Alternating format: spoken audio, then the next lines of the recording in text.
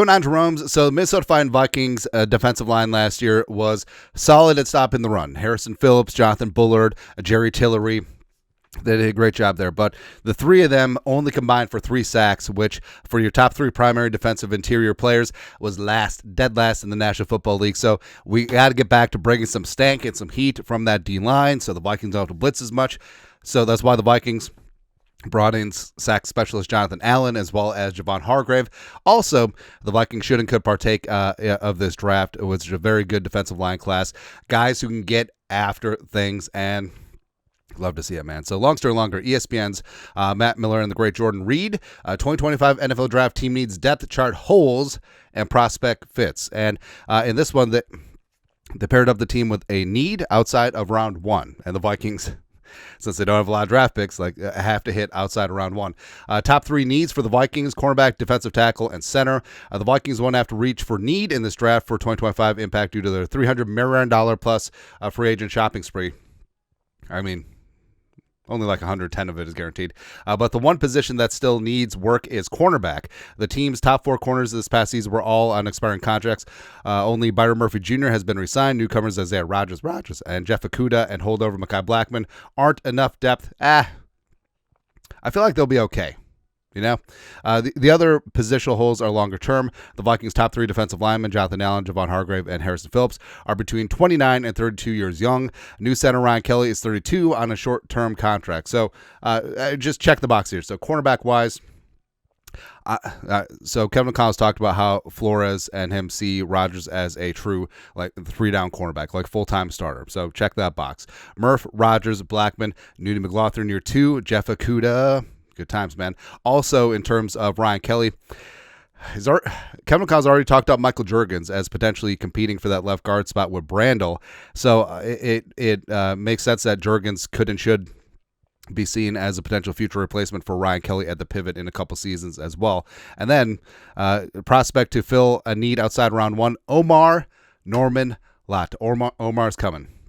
That's right, man. Defensive tackle from Tennessee. After adding Allen and Hargrave in splash free agent moves, Minnesota could add another pass rush specialist. Norman-Lott played sporadically this season, 20 or more snaps in only 5 out of 13 games, but his hand power and explosiveness were unmatched, and absolutely that's what he brings. He is a situational pass rusher, is a little bit undersized at 6'2", 291.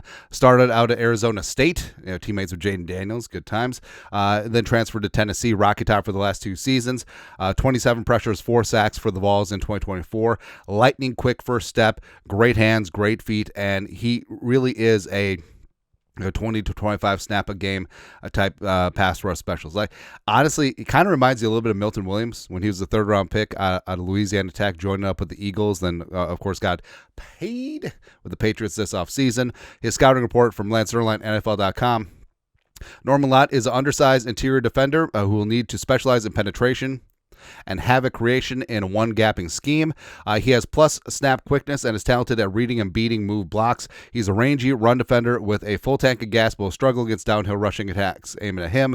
Norman-Lott is an energetic pass rusher with a high pressure rate. He plays with harmonious hands and feet that work to and around edges, but he won't offer as much as a power rusher. His lack of size could hurt his draft slotting, but he also has the potential to become a rotational defender and sub-package rusher. And I think that Lott would be fantastic here with the Vikings, just given his specific skill set, because all you have to do is hey, you got Allen, you got Hargrave, you got Phillips, you do have LDR, Taki, Jalen Redmond as well, but could ONL just come in for a fistful of snaps a game? I'd be like, hey, you have the B gap, go ahead.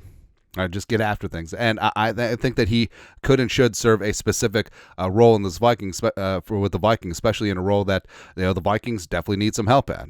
Even after signing Allen and Hargrave, as ESPN pointed out, those two, 30 and 32 respectively, as well as Harrison Phillips is no spring chicken at 29. So the Vikings do need a youth movement along the defensive line, and hopefully LDR rounds out in year 2.